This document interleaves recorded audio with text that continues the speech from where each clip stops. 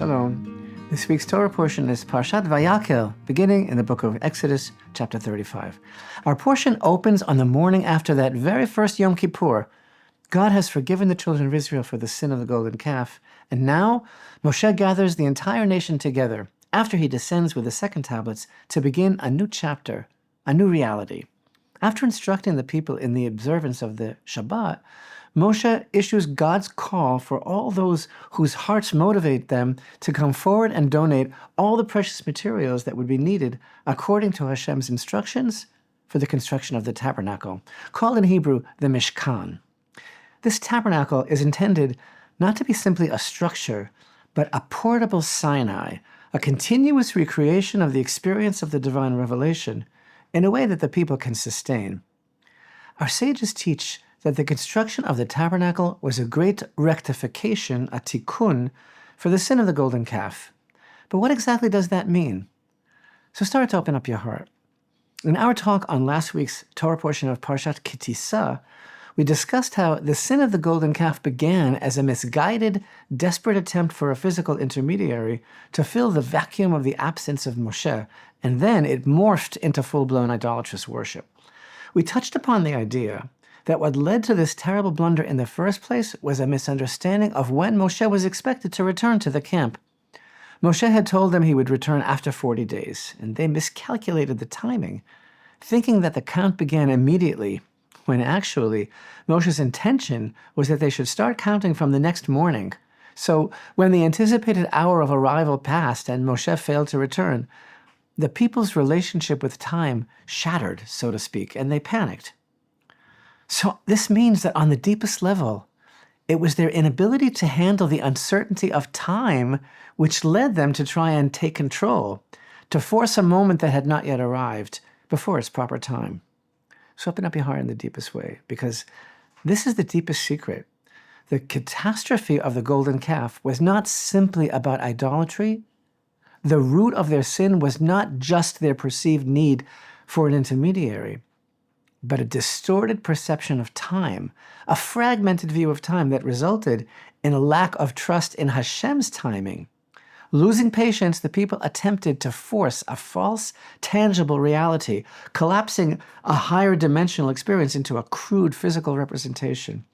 Indeed, it's with these very words that the great sage Maharal, in his work Netzach Yisrael, writes that the golden calf represents the human desire to confine the infinite into the finite.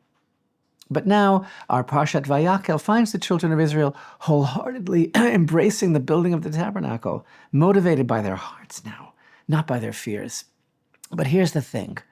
We are naturally accustomed to thinking of the tabernacle as a physical place, as an aspect of the spatial dimension, and ostensibly, we're accustomed to viewing the tikkun it provided as being a sacred focal point, as opposed to the perverted imagery of the golden calf.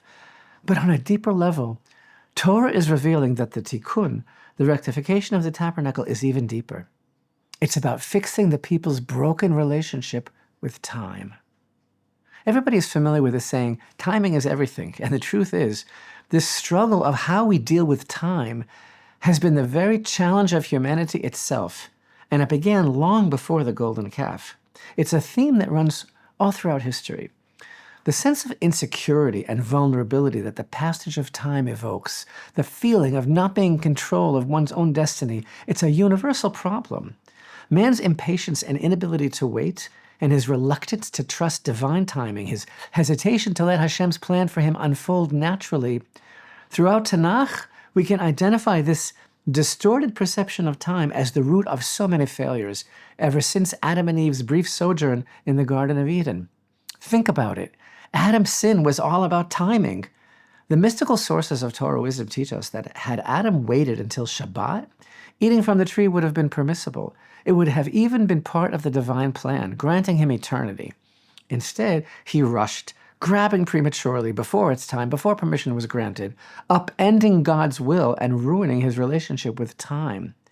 Adam's mistake was not only disobeying God and eating from the fruit, it was also about his failure to wait, the inability to suppress the urge of wanting something now and the rush to take it before its time. In this light, the children of Israel were not just impatient for Moshe's return, The golden calf became a reenactment of the sin of Adam. They could not wait for the right moment, so they tried to force reality on their own terms.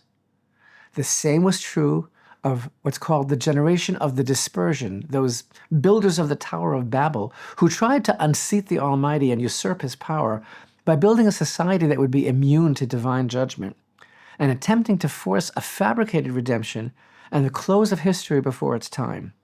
The same is true regarding the Meraglim, the scouts whom Moshe sent to spy out the land of Canaan. They saw the land and they panicked. They feared that the natural progression of spiritual maturation that their entrance to the land would require of them would be too difficult. And thus, as Torah testifies, unbelievably, they actually expressed the desire to return to Egypt, because there, the regimented life of a slave was predictable. Better the devil you know. They rejected the normative process a human being must experience, gradual, sometimes painful, incremental growth. Instead, they wanted instant spiritual perfection. How ironic is the poetic justice of their punishment of wandering 40 years in the desert, an enforced lesson in waiting. So too, it was the impatience of King Saul that led to the tragedy of the loss of his kingship. In the 13th chapter of 1 Samuel, King Saul panics when he sees the people losing faith and the Philistines approaching, and he feels forced to act prematurely. So although Samuel the prophet had emphatically commanded him to wait 1 week for his arrival before making the offering, he does not wait.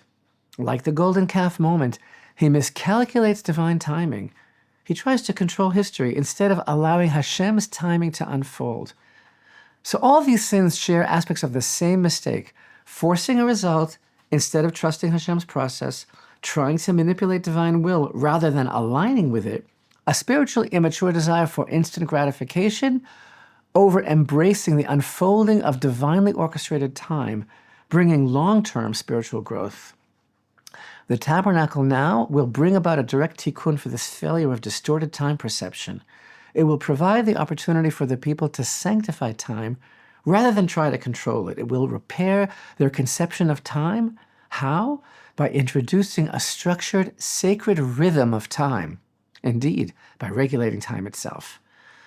Prior to the tabernacle's construction, offerings were made, but they were not part of a structured daily service. The tabernacle creates cycles of divine service, teaching the people to align with Hashem's timing by introducing the avodah, the divine service of the tamid, the daily service, with a precise daily schedule of offerings every morning and every evening, and special offerings for Shabbat and festivals, and thus restoring order to time and becoming the place where manifest time itself is sanctified.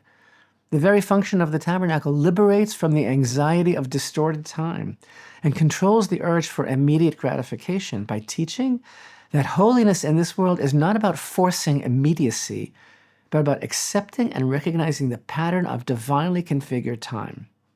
Shabbat is emphasized before the command to build the Mishkan, because Shabbat is the original sanctification of time, the ultimate manifestation of divine time. So the tabernacle becomes a microcosm of time itself and a place where the eternal divine presence can dwell within the constraints of this physical world. But now open up your heart deeper still. So now we see that the Mishkan, the tabernacle, sanctified and restructured time itself. But this tabernacle is, after all, a physical place within the confines of spatial dimension. So what does it really mean that the tabernacle sanctifies time? How can a structure, something bound by space, impact time? Isn't time separate from space? And the answer is no, it's not. As everybody knows, modern physics discovered that time and space are not separate. They form one unified reality. In his special theory of relativity, Einstein introduced the concept of space-time, contending that space and time are inextricably connected, interwoven into a single continuum. Einstein argued that gravity bends space-time, that massive objects distort the fabric of reality, as he called it, changing how objects move and even how time flows. His theory posits that gravity doesn't just affect objects in space, it bends time itself. This means that massive objects like stars or planets actually warp space-time. But open up your heart in the very deepest way, because the deepest truth is that the concept of time and space being intertwined into one reality, literally space-time, is an authentic Torah idea and deeply embedded in Torah. Einstein showed that time is flexible, that it's relative, not fixed. Torah's view of time and space isn't static, it's dynamic and shaped by consciousness, by holiness, and by divine energy. Einstein's discovery that space and time are connected is finally catching up to the Torah, actually just a small glimpse into the deepest Torah truths. Space and time and Torah are inseparable. The Tabernacle is holy space. Shabbat is holy time, but they are two aspects of the same reality. Just as gravity warps space-time, holiness warps time and space. Shabbat and the Mikdash, prophecy, and even sincere repentance alter time and space perception. As we learned several weeks ago in our lesson on Parashat Truma, the Holy of Holies bends reality. It exists in physical space, yet the Ark of the Covenant took up no measurable space. In short, Einstein's discovery that space and time are not separate but are one fabric can be seen as a direct parallel to what the great Torah sages teach about the Tabernacle. Just as mass bends space-time, holiness bends time and space. And the Tabernacle itself is space-time distortion in Torah. It takes a physical location and transforms it into a gateway where eternity meets measured time. In the beginning of our portion, Shabbat precedes the commandment of the Tabernacle because the Sabbath is the original bending of time in holiness. When we enter it, we step into divine time rather than human time. So as modern physics teaches that gravity shapes time, Torah teaches that holiness shapes time. The Tabernacle was not just a device to create a sacred space, it was about reshaping time itself. But time distortion is not only about holiness, it's also about mortality. The Tabernacle taught us to sanctify time, but what about the greatest time distortion of all? Death. In the divine timing of this week, this Shabbat is known as Shabbat Parah, the Sabbath of the Red Heifer, one of the 4 special Sabbaths that precede Passover, which feature an additional special maftir Torah reading. The extra reading this week comes from Numbers 19, the ordinance of the Red Heifer, known in Hebrew as Parah Adumah. The Red Heifer is the exclusive, divinely ordained antidote to the state of spiritual imbalance known as Tumat Met, the impurity caused by exposure to death.